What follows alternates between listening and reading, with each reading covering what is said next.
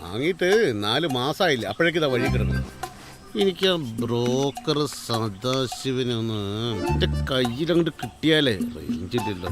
വന്നു ഇനിയിപ്പോൾ എന്ത് എൻ്റെ പറശ്ശിനി കടവ് മുത്തപ്പാ. ഏത് നേരത്താണ് മനുഷ്യർ ഈ സെക്കൻഡ് ഹാൻഡ് വണ്ടി വാങ്ങാൻ തോന്നിയത്? എന്താ സാറേ പ്രശ്നം? മുല്ലപ്പെരിയാർ പ്രശ്നം. അതിനാണല്ലോ വണ്ടിന്റെ ബോൺ തുറന്നു നോക്കുക. എന്താ പ്രശ്നം ഞാനൊന്ന് നോക്കട്ടെ.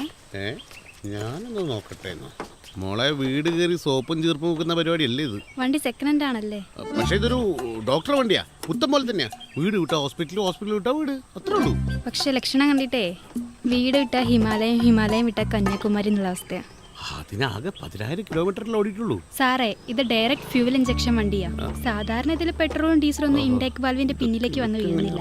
മിക്ക ഫ്യൂവൽ ഇഞ്ചക്ഷൻ സിസ്റ്റങ്ങൾക്കും ഒരു കപ്പാസിറ്ററും ഒരു വോൾട്ടേജ് ഇൻവെർട്ടറും ഉണ്ടാകും. അത് ഉപയോഗിച്ച് ഏകദേശം 40 മുതൽ 100 വരെ വോൾട്ടേജ് ഉണ്ടാക്കാൻ ഈ സിസ്റ്റത്തിന് കഴിയും.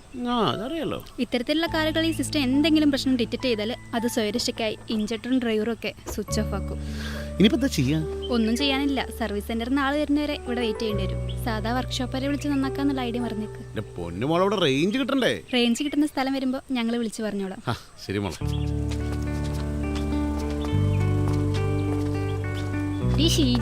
നീ ശരിക്കും മാരുതിയിലൊക്കെ പണിയെടുക്കേണ്ട ആളാ, അല്ലാതെ ഇങ്ങനെ ഞങ്ങളുടെ വീട് കയറി ഇറങ്ങി നടക്കേണ്ട ആളല്ലടോ. അതെ, ഷീജ ഇരിക്കേണ്ടത് ഒരു എഞ്ചിനീയറുടെ കസേരയിലാണ്. പക്ഷെ ഷീജയെ പോലെ ജീവിതത്തിൽ ആഗ്രഹിച്ച ഉയരം എത്തിപ്പിടിക്കാൻ കഴിയാത്ത എത്രയോ കുട്ടികൾ നമ്മുടെ ഇടയിലുണ്ട്. കൃത്യസമയത്ത് അവരുടെ കഴിവുകൾ കണ്ടെത്തി അവർക്ക് വഴികാട്ടിയാൽ അവരുടെ ലോകം ഇന്ന് മറ്റൊന്നായേനെ. ഇനി മുതൽ കൊടുവള്ളിയിൽ ഷീജയെ പോലുള്ളവരുണ്ടാവില്ലെന്ന് ഉന്നതിയിലൂടെ നമുക്ക് ഉറപ്പാക്കാം.